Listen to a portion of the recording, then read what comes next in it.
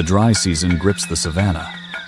The air shimmers with heat, turning this landscape into a brutal crucible of endurance. Water is scarce, and every movement carries a heavy metabolic cost.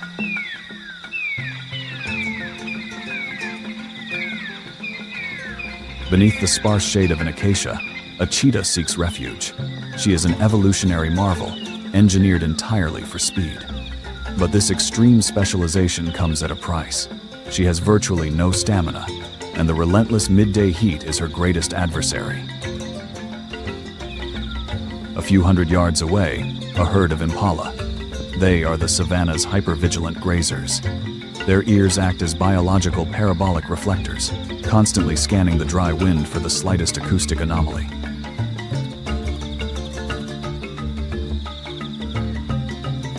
But a cheetah relies on invisibility. Her spotted coat breaks up her silhouette against the sun-bleached grass.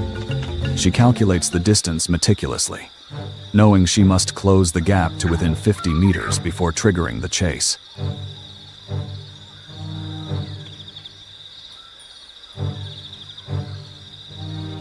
Her binocular vision locks onto a vulnerability.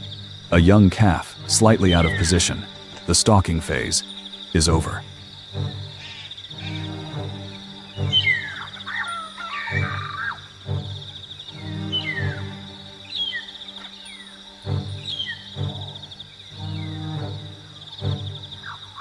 The acceleration is violent, 0 to 60 miles per hour in just 3 seconds. Her flexible spine acts like a coiled spring, maximizing her stride to an astonishing 7 meters per leap.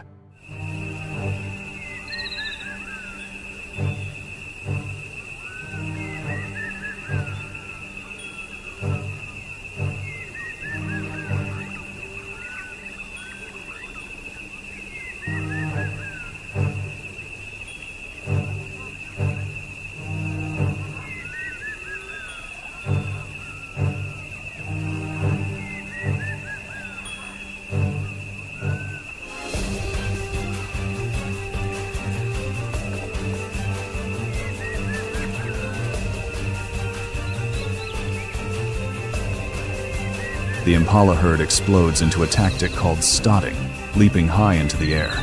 It is a visual defense mechanism designed to disorient the predator, flooding her visual cortex with chaotic, crossing targets.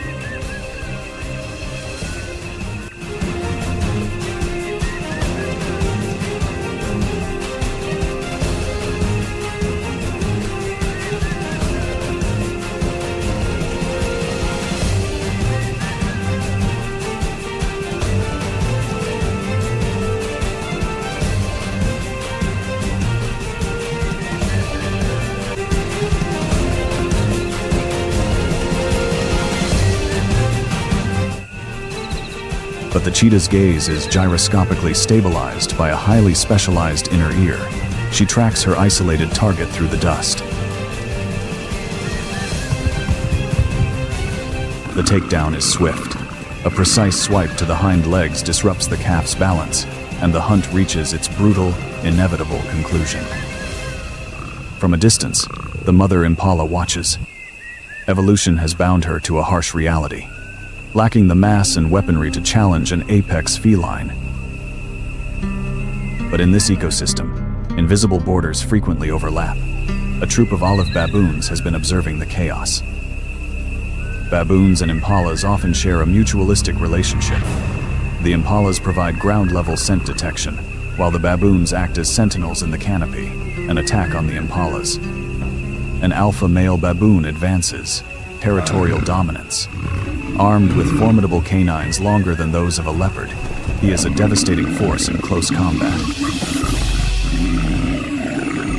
He charges, turning the hunter into the hunted. For the cheetah, the evolutionary calculus is simple. A single injury, a broken bone, or a deep bite means starvation. She cannot afford to fight. The savanna's greatest sprinter yields. Robbed of her hard-earned prize, the cheetah retreats, forced into the shadows to conserve what little energy remains.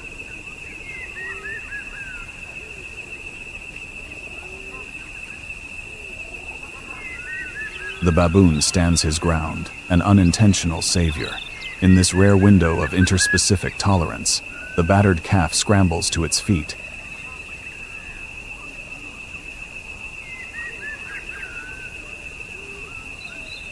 It sprints back to the safety of its mother. A reunion forged not by a miracle, but by the complex, overlapping rivalries of the wild.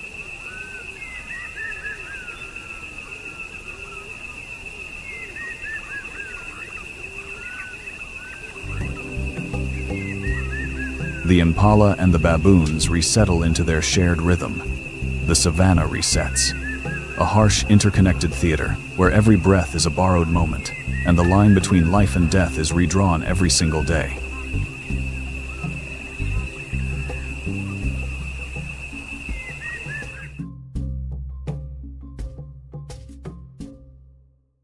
The deep dry season does not merely silence the savanna, it fundamentally rewrites its chemistry. As the subterranean water table plummets, the vertisol clay aggressively contracts, fracturing the landscape into a brutal geometric wasteland. But this shattered crust is deceiving. Deep within these arid fissures, amphibians and invertebrates have entered estivation, a profound state of biological suspension. They halt their cellular metabolism almost entirely, entombed in the baked earth to survive the lethal dehydration. Above ground, the megafauna have no such subterranean refuge. Exposed to relentless, unfiltered solar radiation, they are forced to navigate a dangerous daily tightrope of thermoregulation, rationing every microscopic drop of internal moisture. In this scorched arena, life is stripped down to its most primitive mathematical equation: outlast the sun or perish in the dust.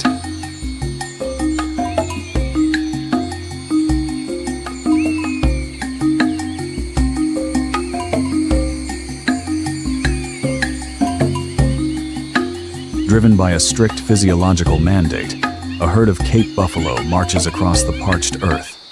To survive the perilous journey between shrinking waterholes, they rely on absolute unity.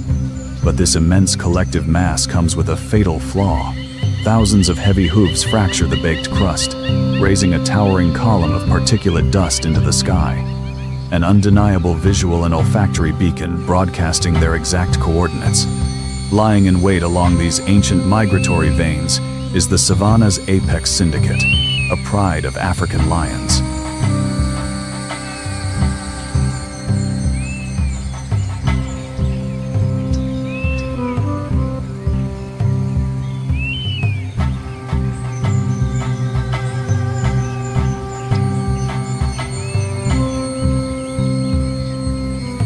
A calf momentarily disoriented by the dust.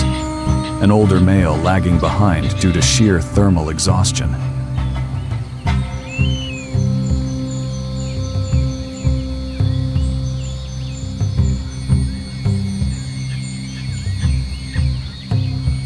A calf momentarily disoriented by the dust.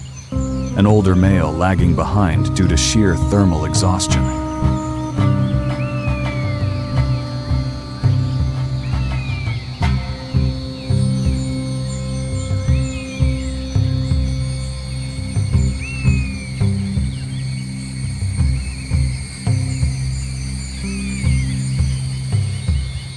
The critical distance is breached. The ambush is triggered. The lioness is isolated. It is a violent application of combined kinetic mass. Retractable claws grapple the incredibly thick hide, attempting to anchor the desperate thrashing animal.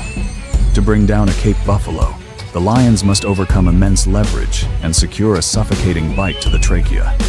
But the buffalo's dense cervical musculature and sheer willpower delay the lethal grip just long enough, and suddenly, the prey's behavioral paradigm shifts entirely.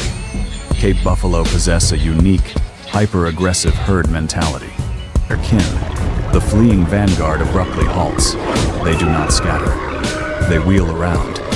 The flight transforms into a localized, offensive phalanx. A solid wall of black muscle and lethal, fused keratin horns charges directly back into the chaotic fray. Faced with thousands of pounds of unified kinetic fury, the predator's tactical advantage instantly disintegrates. A single glancing blow from a heavy hoof or sweeping horn can shatter a lion's femur, an absolute death sentence in the wild. The risk-to-reward ratio collapses. The pride releases their grip and scatters back into the arid brush.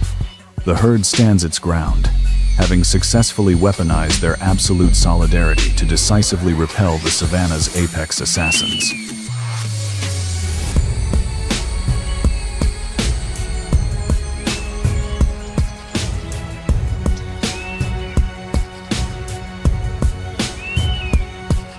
The brutal physics of the encounter have finally taken their toll. The feline's intense pain receptors override its primal aggression. The king is broken. Deep lacerations and severe structural trauma force a rapid, instinctual recalculation of his survival odds. In the wild, pride is a human construct. Physical integrity is the only true currency. He yields. There is no defiance in his retreat, only cold, evolutionary pragmatism. To continue this confrontation is to guarantee absolute biological failure. Bleeding and tactically compromised, the injured predator limps heavily into the dense, unforgiving cover of the acacia scrub. His breathing is labored, his once impenetrable aura entirely shattered. In the ruthless theater of the African savanna, this is the ultimate, unspoken truth. A single, critical injury instantly transforms the apex hunter into the vulnerable. And his most agonizing solitary battle against infection and starvation has only just begun.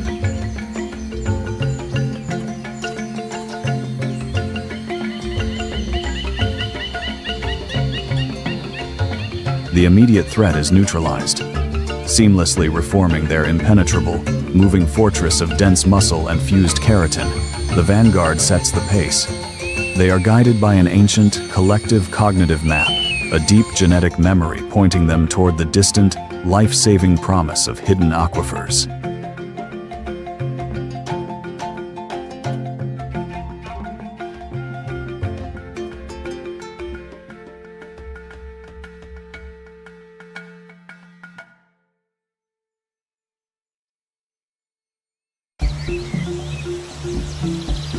The Nile crocodile, an armored leviathan that has perfectly mastered the art of aquatic ambush for over 200 million years. Its biology is a masterpiece of extreme energy conservation. As an ectotherm, it draws its vital heat from the sun.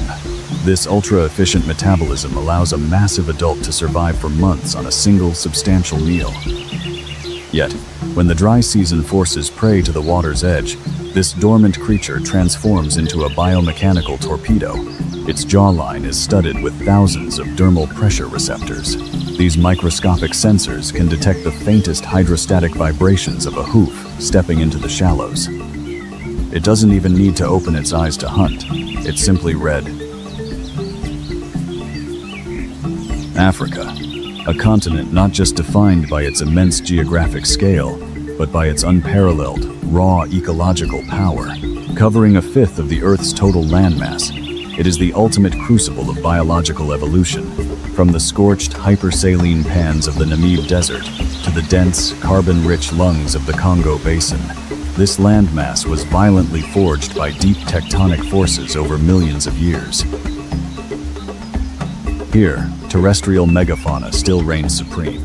It remains the last great stronghold for Earth's giants, where vast herds of ungulates navigate ancient migratory corridors, their movements strictly dictated by atmospheric pressure systems and the shifting monsoons. But this unparalleled biodiversity is governed by a singular, unforgiving paradigm, the absolute necessity of energy transfer. Every blade of grass, every transient drop of rain, represents highly contested fuel in a brutal, interconnected biological economy. The African elephants. They are not merely inhabitants of this landscape. They are its fundamental biological architects.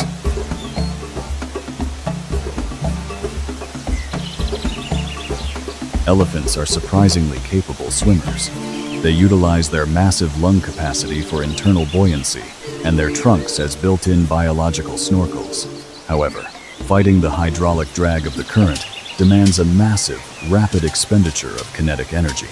The acoustic shock waves of their frantic paddling instantly alert the river's apex ambush predators, the Nile crocodiles. While a fully grown adult elephant is practically invulnerable, a struggling, isolated calf represents a highly lucrative metabolic prize.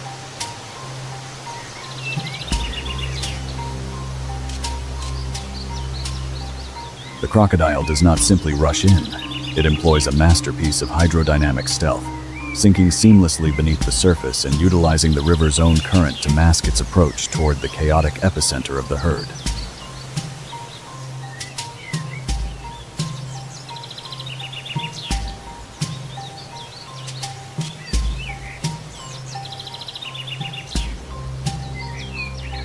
After days of relentless dehydration, the herd finally reaches the edge of the great river.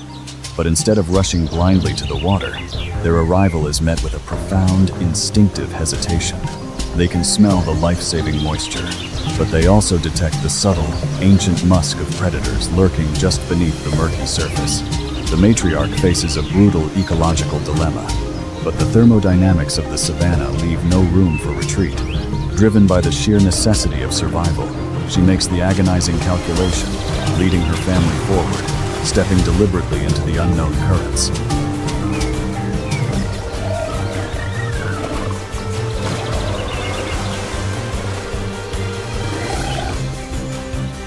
The strike is opportunistic and violent.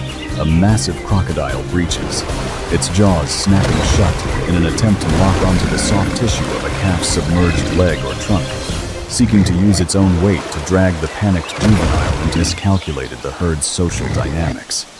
Elephants are fiercely protective, driven by deep, powerful neurochemical bonds. The matriarch and the surrounding females instantly pivot, transforming their massive bodies into an aggressive aquatic battering ram. Faced with thousands of pounds of thrashing muscle, crushing weight, and lethal tusks, the crocodile's risk-to-reward ratio instantly collapses. The reptile relinquishes its grip and melts back into the dark currents, yielding to the unbreakable, unified force of the herd as they finally secure the safety of the opposite bank.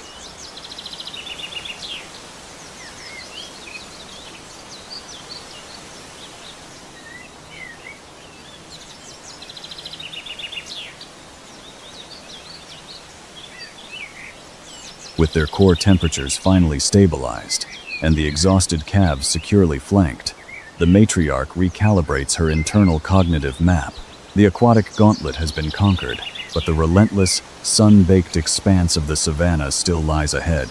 They press on into the shimmering heat haze, an unstoppable, ancient biological force moving to the deep, silent rhythms of the earth, proving once again that in Africa, survival is a journey that never truly ends.